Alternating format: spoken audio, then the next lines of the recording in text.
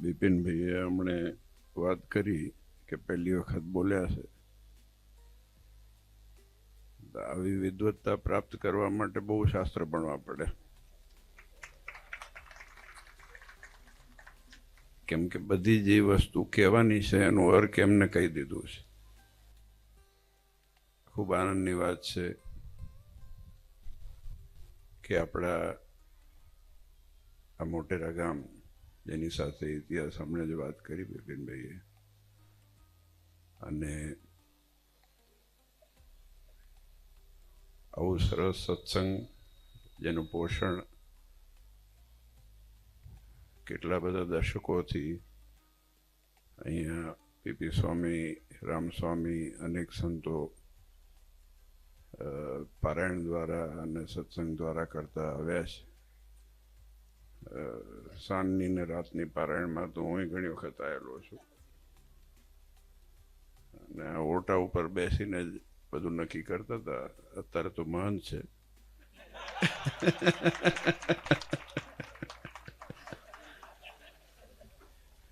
પણ હજી બોલાવશો તો હજી ઓટા ઉપર બેસશે. પણ એક હેત અને લાગણી છે આ સત્સંગની, એક અરસપરસ ભાઈઓ બહેનો, દીકરા દીકરીઓ, અને ખાસ કરીને જ્યારે મહાદેવજી સ્વામિનારાયણ ભગવાને શિક્ષાપત્રીમાં શિવ અને નારાયણનું એકાત્મપણું કીધું છે. કોઈએ ભેદ જાણવો નહીં. જે નારાયણ છે એ જ શિવ છે, ને શિવ છે એ જ નારાયણ છે. બહુ મોટી વાત મહારાજે કીધી છે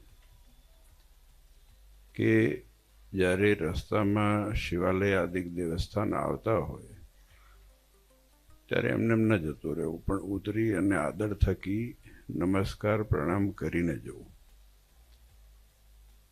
આ આપણા સ્વામિનારાયણ સંપ્રદાયની એક સનાતન વૈદિક પરંપરા છે. પછી જે નાટક ચાલે એ જુદી વસ્તુ છે. હા, બધા પોતપોતાનું નાટક ચાલે ને. પણ સ્વામિનારાયણ ભગવાને વિષ્ણુ શિવો ગણપતિ પાર્વતી ચ દિવાકર, વિષ્ણુ શિવ ગણપતિ પાર્વતી સૂર્યનારાયણ આદિક જે દેવો છે એના આદર થકી માનવા, પૂજવા.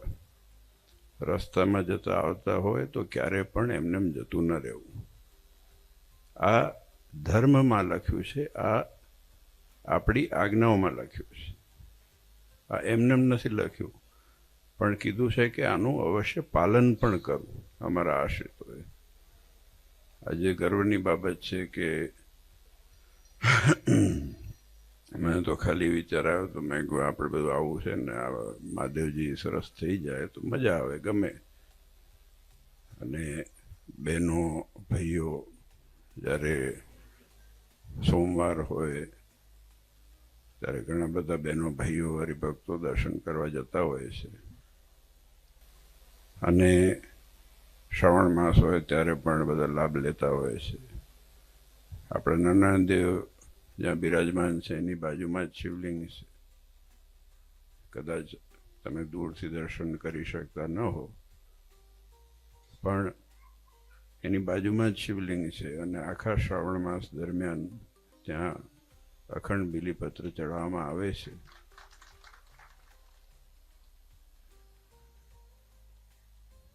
આ તો કોઈ ભગવાનમાં ભેદ નથી, અને આપણે તો ભાગ્યશાળી છે કે આપણને એવા ભગવાન મળ્યા કે જેને સાચી રાહ આપી છે. અને આનંદ અને ગર્વની બાબત છે કે આજે આ સરસ મંદિરનો આકાર જોઈને હકીકતમાં અંતર ઠરે એવું છે. ધન્યવાદ છે તમે બધા મોટેરાના હરિભક્તો, અને જેને ખાસ કરીને ભાઈઓ બહેનો, દીકરા દીકરીઓને જે પરિવારોએ સેવા કરી છે, ખૂબ ખૂબ ધન્યવાદ છે આપ સૌ હરિભક્તોને. આપણા પ્રાંગણની અંદર શિવાલય હોય એનાથી મોટી ગર્વની બાબત કોણ છે, શું છે? કેમ કે કદાચ આ બાજુ પગથિયા નહીં ચડે કોઈ તો આમ તો ચડશે ને. આમ ના ચડે તો આમ ચડશે, તો આમ ચડશે તો આમે ચડશે. ગમે તેમ કરીને ભગવાન સુધી પહોંચે એટલું કરવાનું છે. અને કોઈ ભગવાનમાં ભેદ નથી, એટલે ગમે તે પગથિયા ચડે, વિધર્મીના ન ચડે અને ભગવાન ના ચડે એટલું આપણે કરવાનું છે. એટલે જો સરસ મહાદેવજી તો આપણે હંમેશા છે જ, અને ખૂબ તમે બધા પ્રયત્ન કરીને હમણાં જ વાત કરીને બધે આટલા બધા 12 જ્યોતિર્લિંગના 33,000 કિલોમીટર જવું ભગવાનનું કામ હોય ને, એમાં કોઈ દિવસ વિક્ષેપ આવતો નથી એવું હું માનું છું. ક્યારેક ક્યારેક પરીક્ષા લેવાય, પણ એ પરીક્ષા હંમેશા પાસ જ થવાય છે. જ્યાં ભગવાનનું કામ હોય ત્યાં કોઈ દિવસ વિઘ્ન આવી જ શકે નહીં, કારણ કે એમાં આપણો હેતુ કે આપણો લાભ કે આપણો સ્વાર્થ હોતો નથી. તો ખૂબ ગર્વ થયો, ખૂબ આનંદ થયો, અને આજે દર્શન કરીને પણ ખૂબ આનંદ થયો. મહાદેવજીના દર્શન કરીને અને તમારા બધાના દર્શન કરીને, કારણ કે ખૂબ સેવા તમે બધાએ કરી છે. જે હરિભક્તો અહીંયા ઊભા રહીને કે અહીંયા બિરાજમાન છે અને બધા પરિવારો સેવા કરી છે, અને જે પ્રેરણા આપી છે ને, ખાસ કરીને તો આ બધા સંતોએ તમને બધાનું પોષણ કર્યું છે, એ બહુ મોટી વાત છે. કેમ કે પોષણે કરીને સત્સંગ થયો છે, કથા વાર્તા કરીને સત્સંગ થયો છે, અને તમે જોડીને રહ્યા છો ભગવાન સાથે. કે મને ગમ્યું બિપિનભાઈ શરૂઆત કરી ને કે અમારા ભગવાન કે નારાયણ દેવ. તમે તૈયારી નથી કરીને તોય બોલી ગયા, કેમ કે અંદરનું હતું. અમારા મન તૈયારી કરીને આવે ભૂલી જાય છે.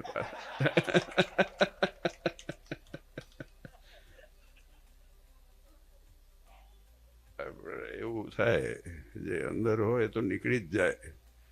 ઘણી વખતે મન કંઈક કહેતો હોય ને પછી મારે બ્રેક મારવી પડે, કેમ કે અંદરનું નીકળી જતું હોય. આજે જ સ્થાન, પણ આ તો જો ઘડીક બે ઘડી આનંદની વાત છે, પણ વાસ્તવિકતામાં જ્યારે અંદરથી નીકળે કે અમારા ભગવાન, ત્યારે એ બહુ મોટી પ્રાપ્તિ અને બહુ મોટી, આનાથી મોટી કોઈ ડિગ્રી જગતમાં નથી. અને આનાથી મોટું મમત્વપણું કોઈ દુનિયામાં નથી, કે જ્યારે તમને મમત્વ એટલું થાય કે અમારા મોટેશ્વરના ભગવાન અને અમારા મહાદેવજી કે અમારા નારાયણ દેવ કે અમારા ભગવાન છે, અમારા સંતો છે, અમારા હરિભક્તો છે, આના માટે જ આ બધી મજૂરી છે, આના માટે જ આ ચાંદલા છે, આના માટે જ આ કંઠી છે, આના માટે જ આ સત્સંગ છે. અને ભગવાને એ જ વસ્તુ કીધી છે કે આ મમત્વને પોતાપણું આવે એના માટે થઈને સત્સંગ કરવાનો છે. તો ખૂબ આનંદની વાત છે. આપ સૌ હરિભક્તો ફરી એકવાર ખૂબ ખૂબ ધન્યવાદ. બસ હંમેશા આવતા રહેજો, અને જ્યારે તમારા નજીક જ છે, અહીંયા મકાનો બધા આજુબાજુમાં જ છે મને ખ્યાલ છે, એટલે અવશ્યપણે દર્શન કરવા આવતા રહેજો. ખાલી સોમવાર જ નથી હોતા મહાદેવજી. ઘણી વખતે એવું લોકો માનતા હોય કે સોમવારે જવું, પણ ભાઈ મંગળવારે હોય જ છે અને બુધવારે હોય છે. મહાદેવજી હંમેશા હોય છે, ભગવાન કાયમ હોય છે. ભગવાન એક દિવસ ના હોય તો આપણે જ ના હોઈએ, આપણે ઠેકાણા જ ના પડે. આ તો બધું ભગવાનથી ચાલે છે. એટલે અવશ્યપણે આપણે હંમેશા દર્શન કરવા જવું, એવું મહારાજે ખટકો આપવાનું કીધું છે. મહારાજે કીધું કે નિત્ય પ્રત્યે સંધ્યાકાળે દેવ દર્શન કરવા જવું. એટલે કંઈક આગા પાછા હોઈએ તો ઠીક છે, 2-5 મિનિટ આગું પાછું થાય, પણ અવશ્યપણે આપણે ભગવાનના દર્શન કરવા. તમે રાખ્યું છે એ અમને ગર્વ છે. તો આપ સૌ હરિભક્તોને ફરી એકવાર ખૂબ ખૂબ ધન્યવાદ છે, અને આપ સૌના પરિવારને મહારાજ ખૂબ સુખિયા કરે એ જ નારાયણ દેવના ચરણોમાં પ્રાર્થના.